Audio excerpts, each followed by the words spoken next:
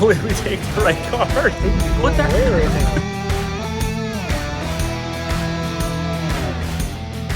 And it'll flow up to 30% more air. Oh, okay. On the bottom. That helps get the water out of it better way. 58 for an 8-ton truck? We're going to do the same thing with the 858 as what we did with the 600. For the angle of that arm, if it's longer, it's going to be laid over a little more, which should translate to a little more forward drive instead of trying to lift the chassis back. Oh no, dude. I haven't announced anything about it yet, but I did order. What's happening, everybody? Hopefully you had a great summer. Glad you found your way back to the channel. Gonna do a quick intro here. This video is a recap of my trip to HayDays with my father. Ended up doing a lot of cool interviews with some people that I'm really excited to hopefully move forward with in the program this winter. So if you're here to check out those interviews and just see what that was like, all the timestamps are going to be below, so you can skip right ahead to those interviews. If you'd rather watch along, and it's kind of a vlog style adventure of my father and I going out there and taking him out there for the first time, just our dinners and basically our whole trip. If you want to watch that, let the whole video ride. If not, feel free to skip along to the interviews. Let's get into it. Look at dude's fingers go. Why do you got your sound on, I dude? don't know. Why is it doing that? You push something and make it. Quite the empty flight. It's just kind of strange, but we'll take it. We're actively taxiing, and Buddy's still trying to wheel and deal snow tires. Dude, give it a break. I shouldn't be going away right now. Put that It's thing prime season.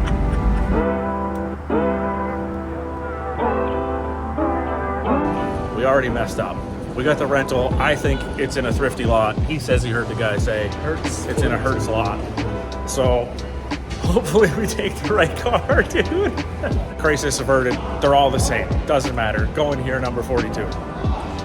Oh, baby, look at these wheels, huh? Whoo! Buddy, the Malibu are similar is where it's at. I got power seat. We got CarPlay. This guy next to us has been out here for what, a couple minutes? Probably? 5 at least. On his phone taking pictures of his rental car. The whole thing. He's going over, he's taking pictures of tires, everything. Guaranteed this dude did not buy the insurance. I think there's a little smudge. Little smudge over here. Dad's never been out of the Top Golf before, so we got him out here with the practice swing at Top Golf, dude. Oh! Right over the top. I keep going or you go or what? No, it's me.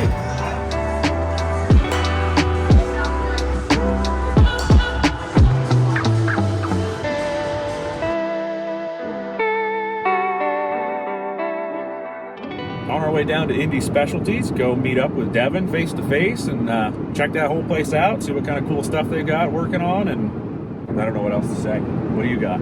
The shiny products.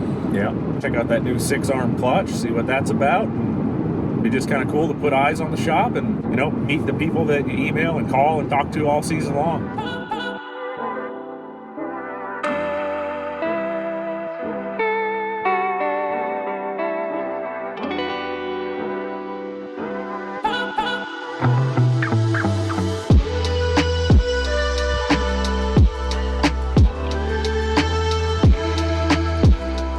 It is super cool to get in here and see all this stuff firsthand. This new 6-arm clutch over here is one impressive piece.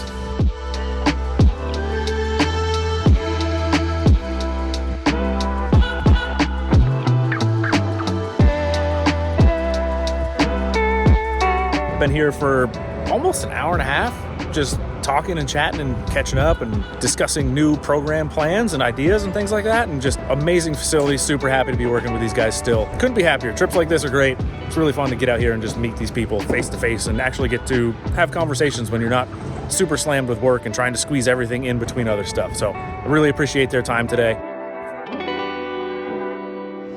We don't have Jimmy John's at home.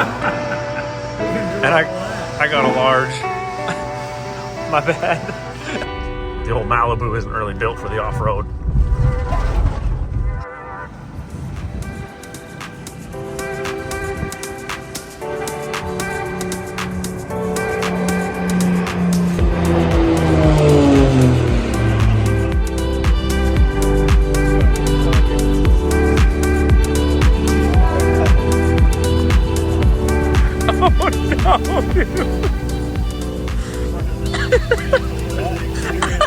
great with shocks, not with pizza.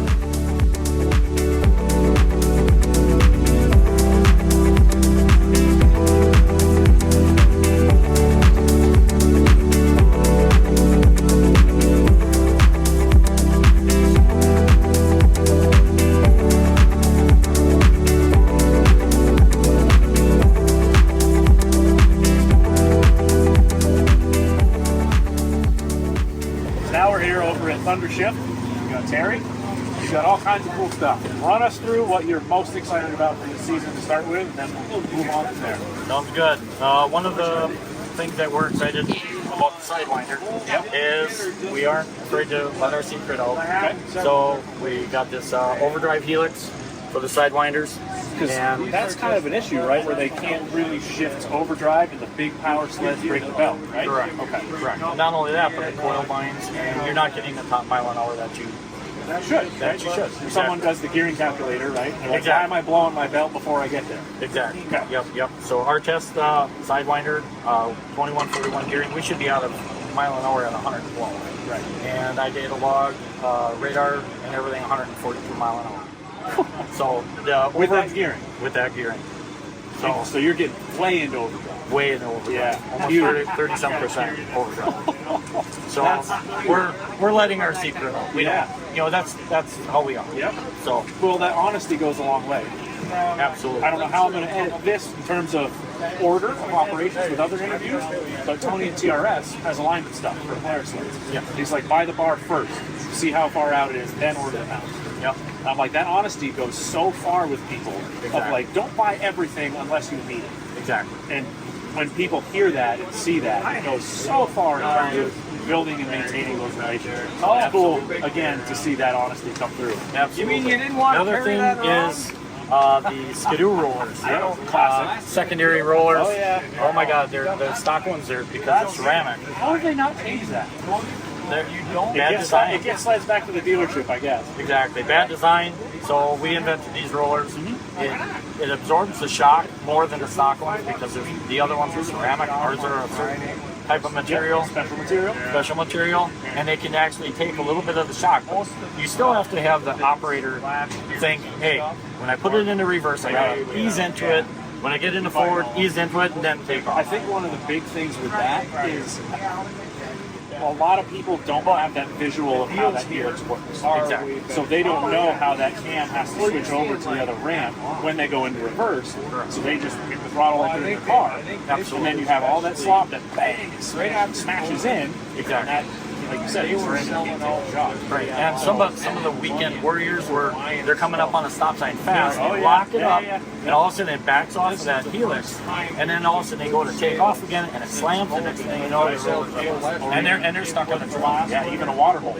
Anything high speed, full brake, back on throttle does that same scenario, and that's why they have to stop and shatter. Exactly, and we're selling a ton of them. I mean, we got dealers, they won't even put the stock ones back in, they're buying ours. They're buying hundreds of sets. That's awesome. Which is cool. Yep. So we kind of got off topic of the helix a little bit here. Okay. Is there anything else you need to show or talk about with it? Nothing really, except for the main thing is all our products are made in America. Yep. Made in USA. All of the materials, the machine shops, we have 17 machine shops that do the work for us.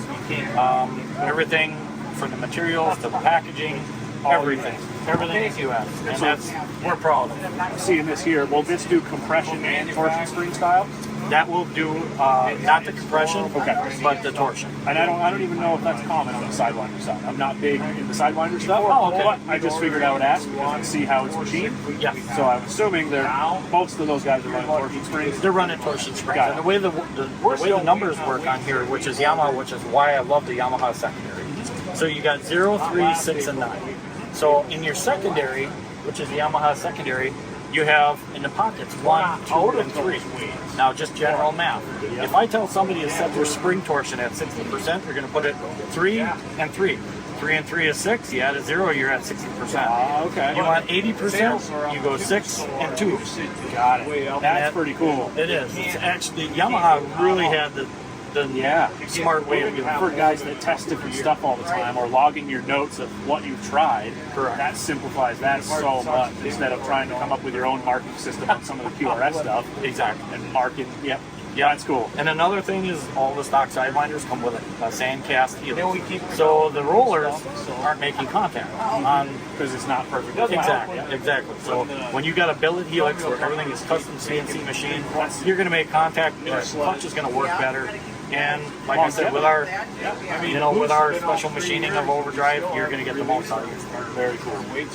Love that. Yep. Awesome. Now is that, are you making multiple degrees for the cut, or are we sticking with 35 straight? Sticking with 35. I do know that's kind of the common one, right? The 2017 and the 2018 models came with a straight 35 sand cast helix. But then when the SRX came out, they stepped it up to a 35-39. And it's because of the 1-inch track, that less rotating. It's able to pull that 39-degree angle. But now, somebody that, hey, I'm going down the trail, I got a 1-inch track. My God, I need something like 3/4 inch and a half.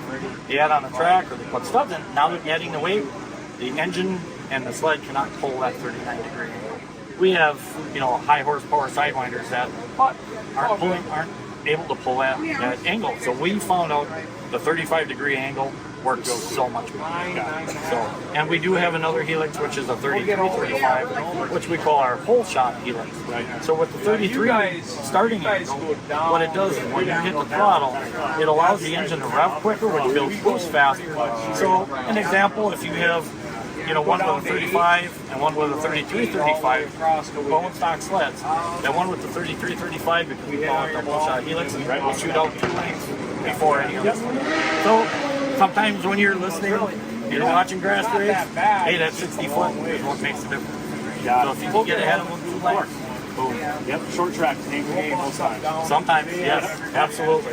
So we covered our Sidewinder stuff here. Yes. Let's talk about the Catalyst. I know you guys made some really impressive gains last season with the 600. Yes. Do you have, obviously, a good starting point carrying into the new 858 stuff? Do you plan to work the same fashion with the 858? Yes. Okay. We're going to do the same thing with the 858 as what we did with the 600. The 600, I think we were the only ones that really had time on the snow to get a lot of good testing. I kind of honestly think you're the only ones that I saw putting information out and still managing to find the snow to go test and get stuff developed. Exactly, and it was crazy because where we live up in the UP, it snowed 10 inches in the morning. By 2 o'clock in the afternoon, it was pretty much gone. So same deal on the East Coast. Exactly. As far as the Catalyst, we have so much that we've found out, tested and improved on. For 95% of our product is for the trail ride. Yeah, it's not just a lot of people think, well, other products clutching is just for racing. It's not. It's for the trail. That may be a common misconception just with clutching in general. Correct. That it comes down to that's just the race guys that want to go faster. Well, you can tailor all this stuff to improve how you ride. If you're super corner to corner and snappy, you can get that. Exactly. Everything is a give and take. Right? So you got to give up somewhere to gain somewhere else. Exactly. But there is that really good overall package that will do everything well. Absolutely. Now, that's a misconception. You'll have people come past here and they'll look and they'll say, oh, well, I don't need a race. And it's the general public like that. It's like, that's not what we're all about. Yeah. So when we can actually create a clutch kit. Now let's go back to the Sidewinder. We created a clutch kit where on a 300 horse Sidewinder, you got low engagement, smooth engagement. I love that sound. We all do. That's the low engagement, smooth engagement. You got a good pull. You're able to put your power down to the ground. And not only that, we got 300 horse Sidewinders out there getting 19 miles per gallon. So it's like, well, he's agreeing with me right there. I got Thundercat, but the same. There we go. I'm about to talk to you about it. All right.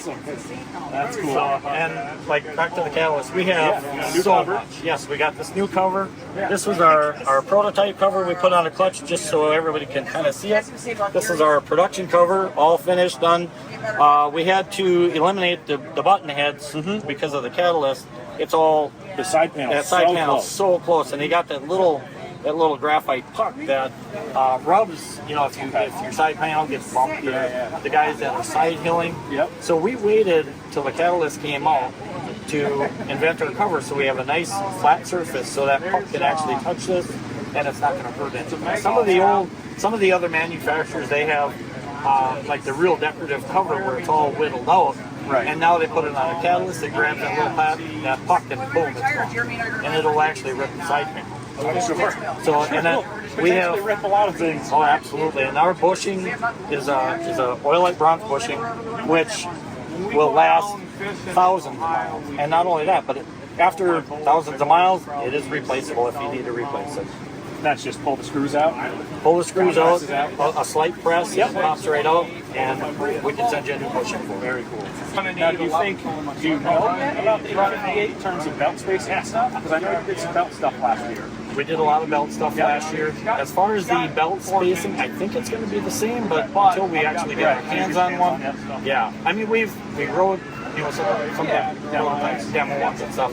So, but trying to open the panels and stuff, you know, it's like, I mean, we work with Arctic Right, get panel tape measure. Exactly, yeah. We work with Arctic, but still there's stuff that, You never know until the production does actually show up in hand. exactly, yeah. So one of the belt that you're talking about for the catalyst, we found a better belt. It's a carbon fiber belt, it's a Gates belt, and it grabs the clutches better.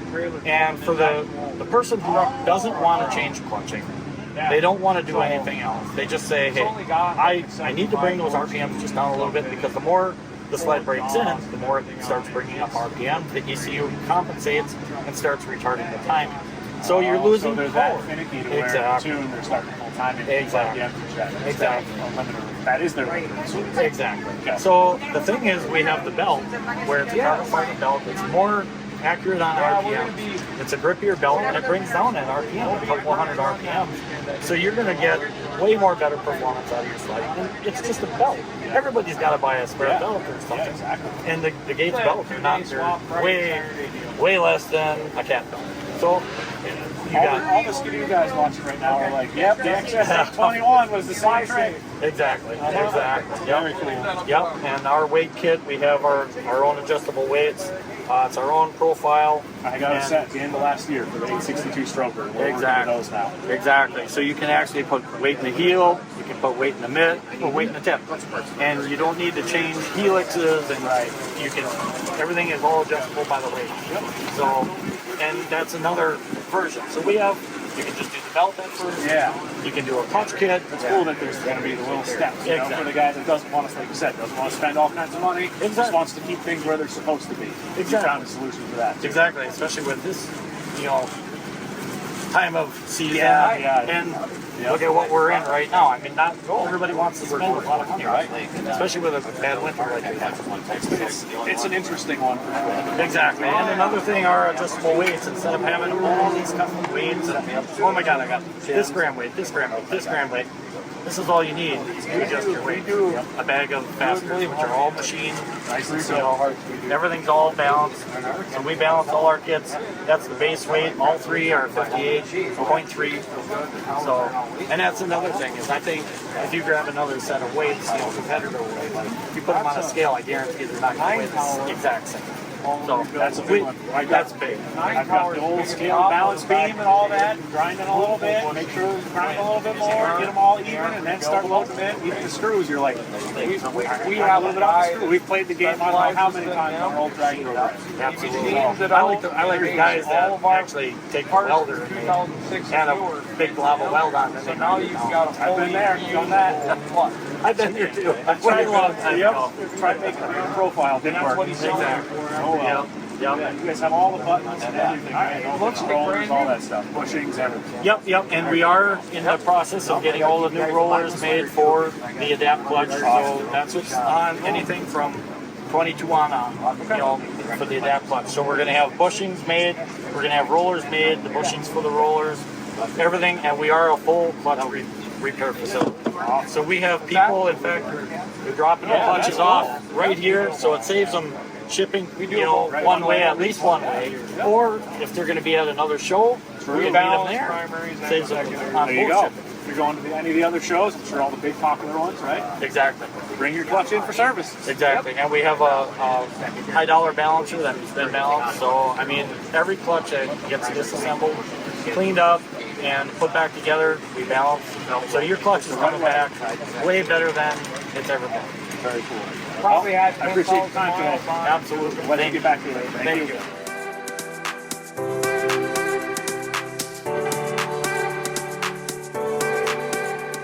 Got Andy from from Avid here. How's it going? Some of your new stuff here. What do you got?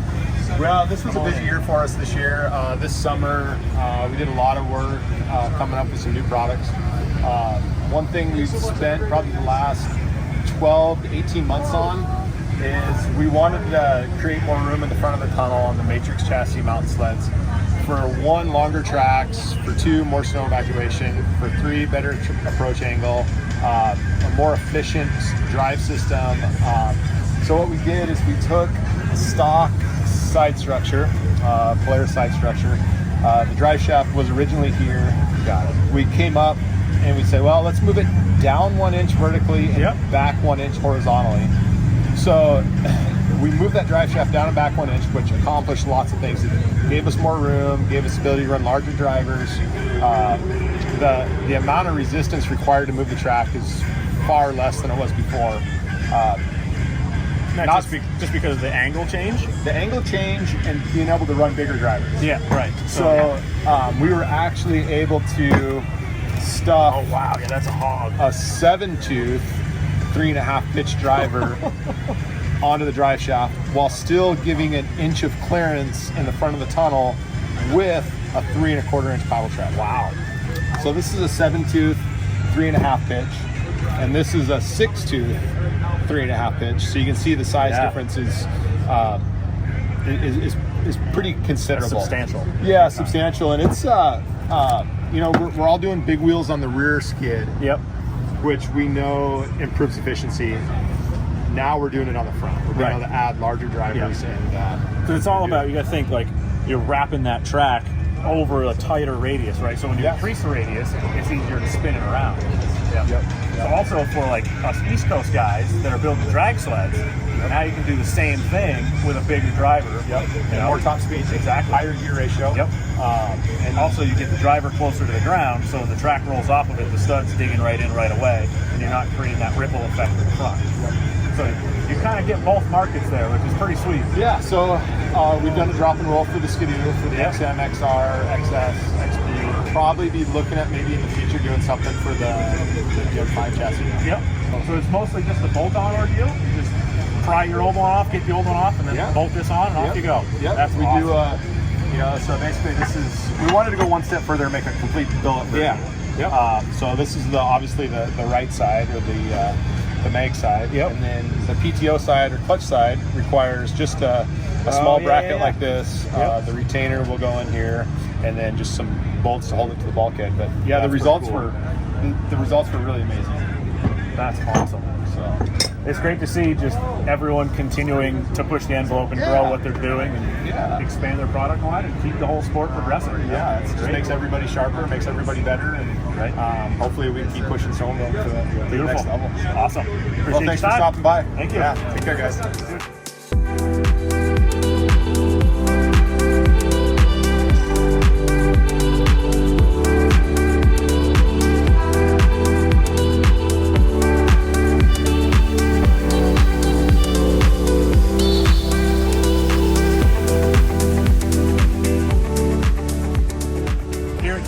With Tim, we're going to go over their new float jacket, or what's the designated name? The React jacket. The React jacket. So, what do we got going on here? This is new for 2025. This came out with it. We haven't been a company that's really focused on floater gear. Okay. But we listen to our consumers. Yeah. We go to a lot of shows. Okay. And people started asking for float gear. So that's the birth of this jacket. So I've been Monosuits for a while now. So can we go over the float portion real quick? Is that kind of like it attaches to the pants below? Or well, no, this is the float portion of it is actually the material on the inside of the jacket. It's something that you can't see. Got it. And you can't really even feel it. The technology of it's been head over heels the last several years as more companies start doing floaters. Kind of like everything in the industry, it is, right? We're it is. expanding so fast that it's almost hard to keep up. You see it in materials, you see it in everything, from boots to helmets to jackets. Got it. And what we did, we just started out with a jacket for right now. Okay. So what it enables you to do is if forbid you go into the water, it's going to keep you buoyant long enough for you to get out of the water. We don't say it's not Coast Guard, it's not Coast Guard sort of, it's not a PFD, but it is something. It's not a life vest that you can rely on or it is buy intended, a tech inspector. Exactly. It's intended for you to get out of the water quickly. Got it. usually hopefully unassisted. So there's a lot of technology that has to go into it. So you have to add a lot of drains on the bottoms. That helps get the water out of it right away. Because we still have 3M insulation in it too. We do that through about 90% of our line. We use 3M, which is a great partnership. That's something I didn't really even think about is the drain portion of like, yeah, the water's going to get in there, but you got to let it get out to come too. out. Got it. Exactly. And we do it on the cuffs too. Okay. So on the top, like, oh, there we go. So you can see where it's there too. So we do this on a lot of our jackets too, just to get the moisture out of the jacket if you get too warm. Yeah, when like you're riding. ventilation purposes. Yep, you start opening up the vents, but that helps that to go out. Got it. So we're using a 3M insulation that's waterproof. Okay. So that helps to get, that alone gets gets just moisture off of you. And that is a really good combination with our float. That's pretty sweet. Yeah. So removable liner? Yep, this says removable liner. So this is 3M insulation as well. Yep. And then the shell is insulated as well, plus the float. Got it. So it's a very warm jacket. We still have all our vents in it. Still there's a ton of pockets, you to stay warm. Yep. You know, bicep vents are always a big thing now. With Those the are way kind of some my favorite because they let that air get in and then circulate through the backside. It goes right down. Your back is a natural Venturi vent for that. So it works out really well. Awesome. And then we have a removable hood on it, which all of our gear that has a hood on it, it's always removable. I don't know if I've ever run a hood.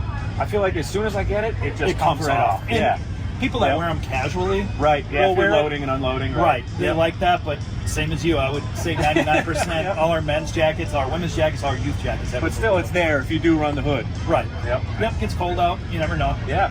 Awesome. That new barrier boot, right? Is that new or is that something I just missed? We've had that for a while. Okay, so I missed that. Yep. Got it. All of our, so we have the barrier, the force, and then the charge. The charge is a dial system. Yep. The force is a lace system, and the barrier is a buckle. Yeah, I kind of like the idea of that buckle system. I kind of want to try a pair of those this year because I'm in the market for new boots. So I'm like, I saw that and I was like, oh, you don't have the big buckle that can sometimes drive into your shins on the side panel, or not the buckle, the dial, right? Yep. So like yeah, it's kind of nice. It might be a little bit better in terms of the side panel and movement and all that. So they're easy to get in and out of. That too. You know, it's real quick. But all of our boots are almost identical. It's just the closure system. Yep. So ours are all merino wool line. Got it. So if you've got an older one and you know your fit is good, then you can they're going to fit. Yeah, ours are all true to size. And the one thing that we really, really focus on is that you can walk in them. Yep. So they're good year round. Yeah, they're not like the snowboard boot where you're exactly all where you, up. Yep. if your sled breaks down, you got to walk more than 22 feet. Your calves explode. It's super fun. I had a chain break in Canada last season. And how long were we out there? 2 hours probably? More than that. And just pacing back and forth to stay warm. Yep. And that night, my hips and everything hurt. And I'm like, and those boots do have their purpose. If you're an off-trail rider, and so it is good for that. We just ours are more focused on a trail ride. Yeah, a lot of mountain guys will wear them too. Right. But well, that's why I'm here. It's like I keep coming back to your stuff, and I've tried a lot of the different trail brands, and I can't get away from it. Like I said, I've got that old Freedom Monosuit. I've mentioned this in a past video, the old insulated one, and how much I love it. Right. The fit and they're like slimline. They don't feel bulky on the trail like some of the other ones do. The fit is just amazing. Length with the zippers and all that. We just need another insulated one, you know? We're working on it. Yeah. The Monosuit's great. That's really made a huge comeback in the last probably 5 to 10 years. I'm surprised how many more I'm seeing on the trail. And different variations of them too. Right. I mean, everybody's making 2, 3, 4 different versions of it. And we did that insulated one the first few years, and then we kind of just went just to the shells in them. Yeah. And when we just promote the layering that you do underneath. Got it. So they're good for both sides. They're windproof, they're waterproof, they're breathable. Yep. We make them very easy to get in and out of. Yeah, and ours are very light. That's his biggest complaint is he's got a different brand and he just can't get in and out of it because the zipper only comes up to the knee. Right. Yep. So it's like, okay, you got to go to the bathroom at the restaurant. What do you take the whole thing off again? I mean, in ours, we do the suspenders in the inside, so that helps a lot too with the fit. Kind of, they're always a little saggy in the seat. Right. So when your knees move, it recurves under, but you need that. But it's a great universal fit. We've had a lot of success with it. Our guys out west that ride for us absolutely love them. They've come from different brands, so it's fun to do that. That's great. Awesome. Anything else we should go over? Glove stuff? That's the stance glove is my favorite. Stance glove is great. Our glove line stayed the same for this year. It's been working great. So that's a good thing with gloves because nothing drives me crazier than when I find my favorite glove and the next year they go and change it. Right. Like colors, fine, but they'll change like the wrist closing system on it, or they'll change the contour, and I'm like, why are you? No, now I can't get this anymore. We have our staples in the line, Yeah. and we keep them, especially That's awesome. boots and gloves, and Yeah. our layering gear. Any jackets you change, technology changes, or the look changes, or you add a new one to the line. But I feel like everyone those is core picky. products, Right. yeah. I feel like everyone's picky about the gloves. When you Right. find that glove you like, you're like, okay, Right. leave it alone. right, You know? go to a snow show, buy 3 pair. I did that last Yeah. year. Keep 2 for good. Wear Yep. the other one. Exactly. Heaven forbid you break down, you go to work, you burn one, and Right. you're like, okay, right. great, now what? Now what? Yep. Awesome. Well, I appreciate your time. Great. Thanks for stopping by. Thank you. Appreciate it.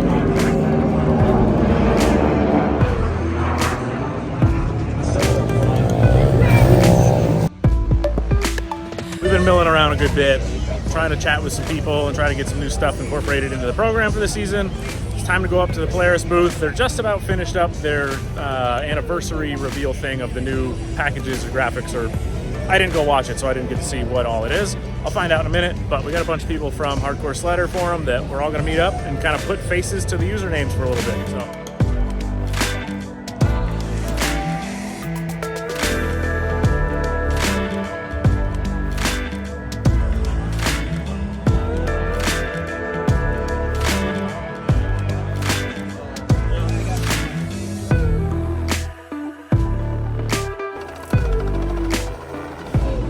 We come back to the Chianti Bar and Grill place again because he said he wanted pizza and I wanted steak. We're like, all right, we got both here.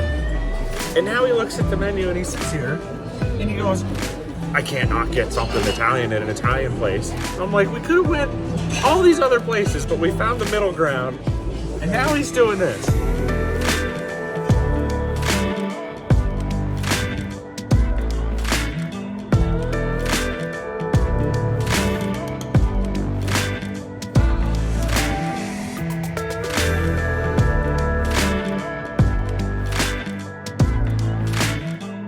There's no shot you both have the same shoes on over here. All right, we got Tony and Toby here, TRS Performance. Let's go over your, 12 valve, right? What's your designated name for it, in case people aren't familiar? It's the power flow valve. Okay. Thanks, TRS power flow valve. So what we've done is we've taken the valve out of the Polaris boost box, which doesn't seal. I mean, you can take a look in there. Yeah. It's daylight every day. Because it's kind of, you got to think of like the quality control of it, right? Of a molded plastic piece, the tolerances are going to be all over the place. So it's kind of can't always seal perfectly from sled to sled, right? So then when you go to a CNC part, you have a much higher tolerance for quality control to make sure that it does seal. And it seals under very little boost. Yep. So and the valve itself works really well for on the net or aspirated side of a boost. So once it's under vacuum, it opens and it'll flow up to 30% more air than what the reed does. We've done a bunch of testing with it. Toby did basically all the testing last year. Yep. A bunch in the backcountry, and Toby ran it on his Renshaw sleds. That's pretty wild. So the basic thing, I mean, is to increase bottom end performance and a quicker seal and quicker off the bottom. So even if it is making boost, right, you have a little bit of a leak or blow by with that one, it's still, once this seals faster, you're just going to have that boost quicker, right? So everyone is still going to think like, oh yeah, my boost is making boost just fine, but you're going to make it way early. Correct. Yeah. Right. Yeah. So the guys that are drag racing with it, with this on the line, they've seen up to half a pound more boost. Really? Just at the line. Yeah, with the Which, little line. when you're talking even a stock one that runs 3 pounds, half a pound of boost is huge. Huge. Right. Huge. Massive gain. And if you watch the video that did a test deal, Yep. so you watch with how much it takes and how much it leaks past at 3 pounds on it. Right. It's just unreal. That's a cool piece. So the installation's pretty simple, right? You just kind of pull the console, tank back, unbolt that, throw it in, off you go. Yep. Yeah, no modifications in the box. Yep. Comes with the screws. We have an optional screen that comes with it. Yep. Instead of the stock one, you can use either one. Got it. What else you got? What Oh, can we we got a go lot over? of things. We got clutch alignment, motor mounts. So Yeah, the motor mount is a big one, right? Getting the belt and everything in line where it's supposed to be. yep. So what we're seeing coming out of the factory is up to almost 200,000. Really? Too much offset. We're seeing that also in the lead in. So Got it. in 19, when they came out with the Patriot, I was machine and motor mount steady. So finally we decided we're going to go and make billet work. Yep. Often then I remember there's definitely some folks out there who've got to pull them out, slot them, and put it back in and measure everything again. Right. Yeah. So that just comes down to saving belt temps and belt life, but also all that translates to your performance too. Exactly. Yeah. So you get that heat out of the belts, you get alignment. We got drag racers on the East Coast that are taking 3 to 5 mile an hour. Oh yeah. It's crazy how it doesn't sound like a lot, right? When you talk 3 to 5 miles an hour, but when you're talking 660 or 1,000 foot, that's massive. Yeah. Huge. Or even trail guys, fuel mileage alone, because the belt's not getting hot, whereas as hot. So you're more efficient all the time. So when you're like on your trail sleds, so you're not running 80, 90 mile an hour all the time. So where you're at in your shift range and your primary and your secondary, it's harder on your belt. As long as it's in line, you're going to get way better mileage. Toby's got them in all these with, so it's... Yep. Everything's aligned. And that's the biggest difference I noticed. I used to go through belts constantly in the mountains. And with both clutching and alignment, made a huge difference on performance as well as belt life. I'm sure. Do you have like a rough ballpark of how many miles or time you used to get before you went with the alignment bar and the mounts and everything? I don't, but I did blow a belt a day in Canada for 7 days. Okay, so that adds and up quick. $1,400 or so. Right. And you go to this, and depending on snow levels and how abusive you are. Yeah, load and all that. Yeah, no, that's incredibly variable from day to day in the mountains. Yep. But I do not go through belts like that. And you can have, I would say, more than doubles the life of my belts.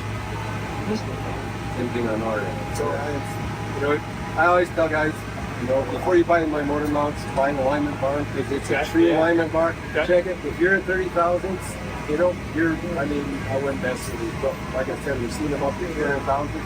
You need to get that straightened out. Which even just that little bit alone as a businessman, saying, hey, don't buy these right away, is huge. That honesty carries over to everything. They don't need to buy something they don't need. Yep. And you don't see that very often. Everyone always wants to push as much as they can. So that's kind of cool. I'll appreciate that. Yep. Beautiful. Appreciate your time, guys. Yep. Thank you. Yep. Thanks.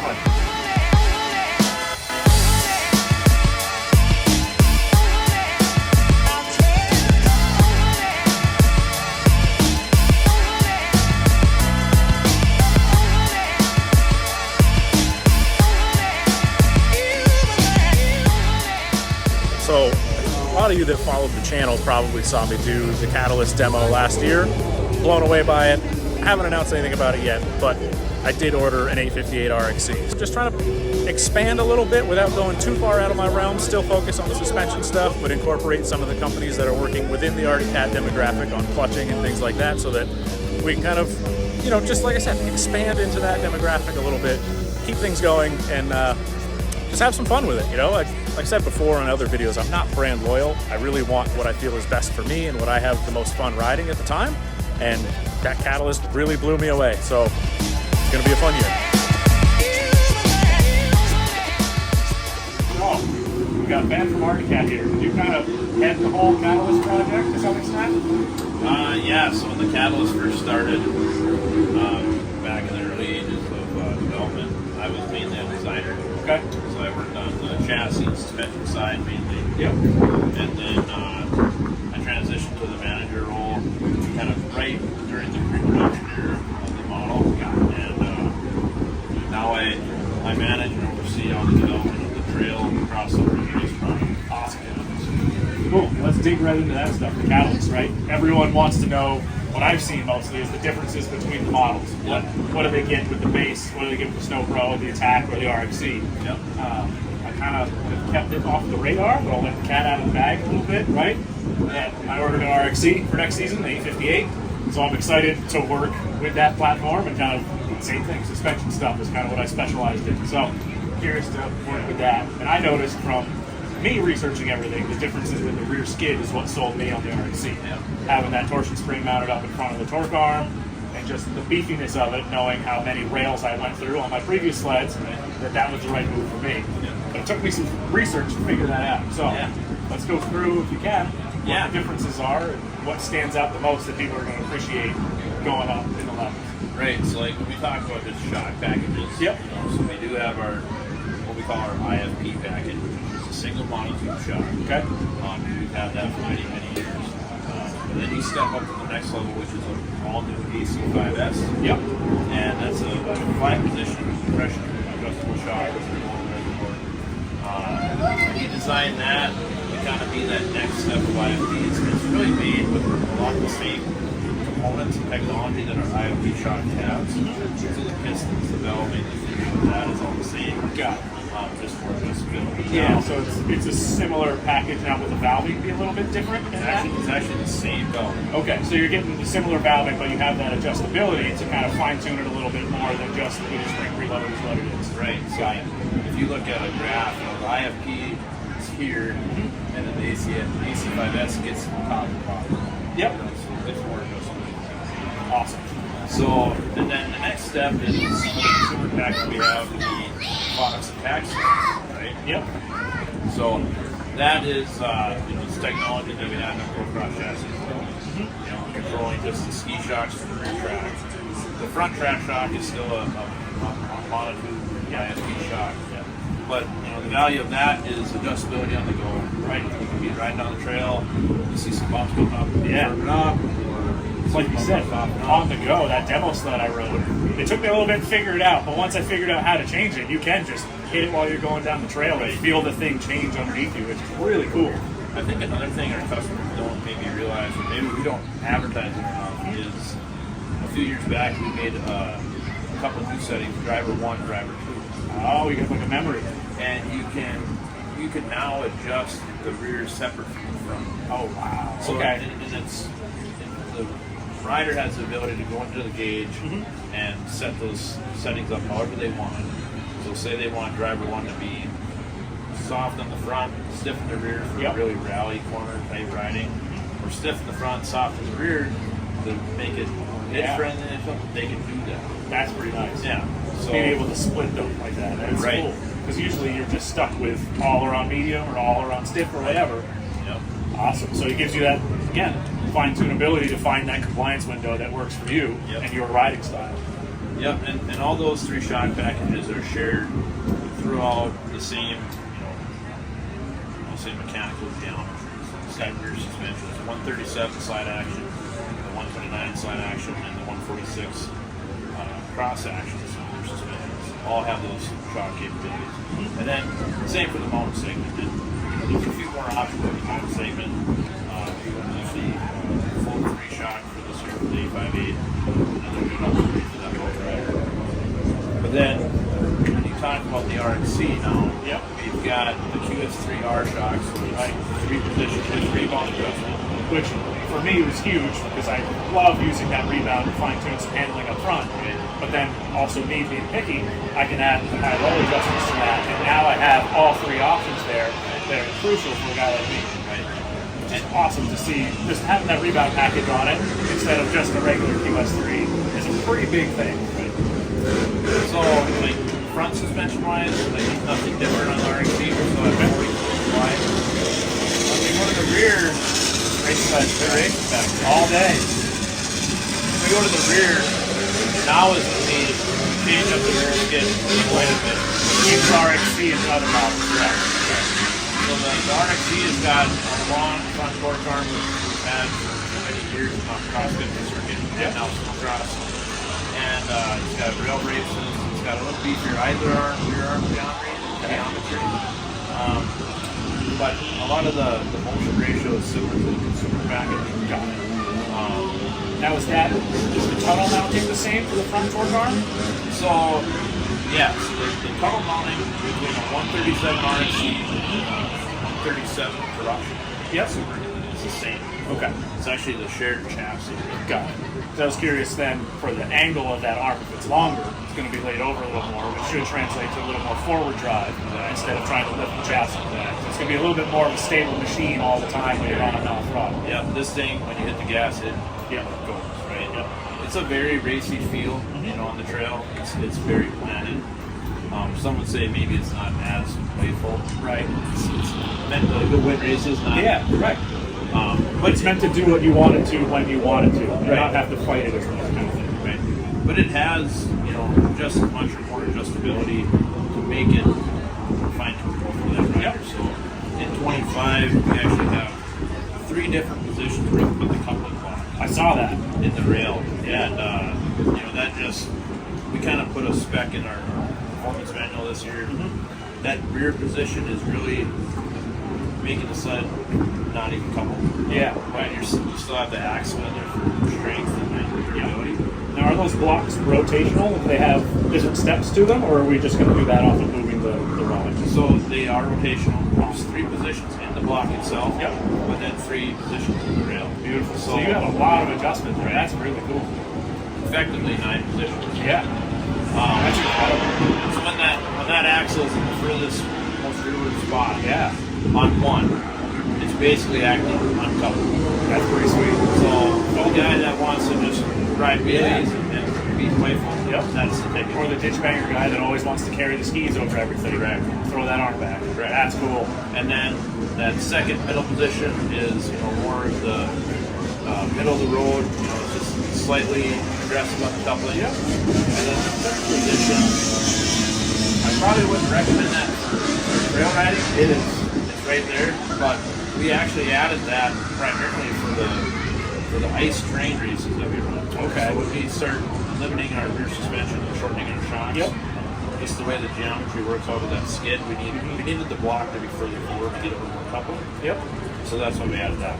Gotcha. So that it can't really lift. It's all in that forward drive again and getting the arm played over. That first position is really for the guy that's going ice racing and the sled down. Now, if someone were to possibly like two-up on their RXC, they might want to do that to get a little more coupling. You could. Yeah, stiffen it up. Yeah, for sure. Yeah, absolutely. Very cool. And then another thing that's big for me on the RXC is the brake system is upgraded. Is that mostly a caliper change, or is that a pad change, or all of the above? So the biggest difference between our RXC and our consumer packaging brakes is, yes, it's the caliper, it's the rotor, and it's the pad. Okay, so it's the whole system other than the master. The master's the same. Yep. Yeah, so we require that additional braking power for the ice race and real vigorous terrain. Our consumer brake is great. You probably could almost get by with it in the junior novice class, but that 100-mile cross-country race, you're wearing the pads down. Right. A little thicker pad, a little more Or even light. for a guy like me that is just aggressive and super brake heavy. I know there's better ways to get around the corner, but I'm always heavy on the brake coming in. So I constantly fade out brake fluid. I'm always changing my pads. The fact that it comes with, but essentially the race brake on it right away is another big bonus for me. Correct. Which is really cool to see, like the adjustability coming into play, the upgrades that I try to push to everyone anyway are already done on this thing. Yep, for sure. You know, kind of spinning off the cross country a little bit more. You know, it's got a little bit additional chassis bracing. Again, just for those real aggressive terrain. Or the water hole that you miss on your way back on the trail that the groomer didn't drag over. Yeah, so we strengthened up some areas that, you know, we felt were maybe a little weak in the racing atmosphere. Got it. But small things like that. Yep. I guess the only other thing I would like to touch on would be the steering system. Yeah. When I did the whole ride impression, I was like, man, it feels like I've got to turn a lot at low speed to go where I want. But then at high speed, the resolution you have, and then I start thinking about it, and I'm like, okay, this is going to be awesome when we really start to get in that rough chop, because you have that resolution. If you hit something and it turns the bar a little bit, it's not going to instantly snap you to a bunch of angle and try to drive the sled in a different direction.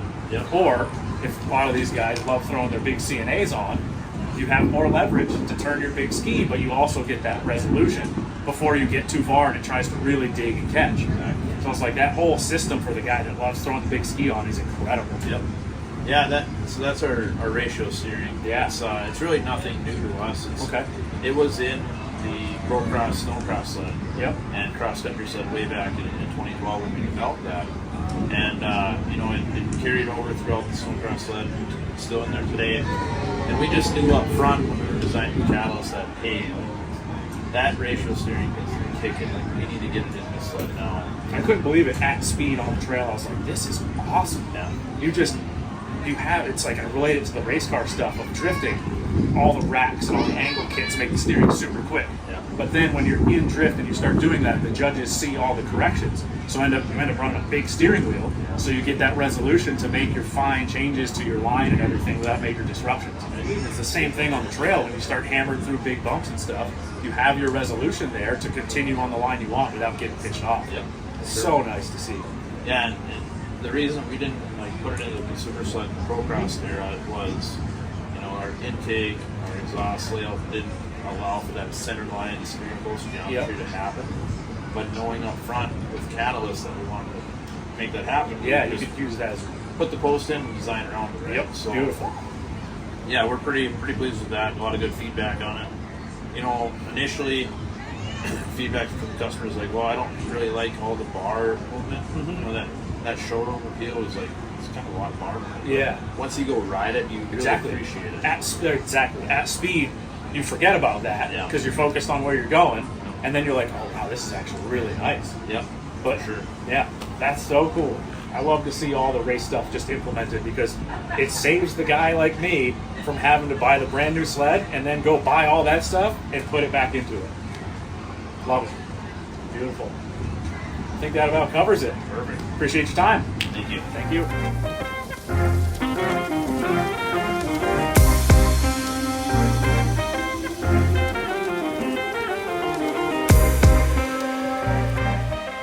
It's our last night here, so we had to go somewhere nice. Woo! What are you doing? Renewing my tires. Just keep them at the top of the list.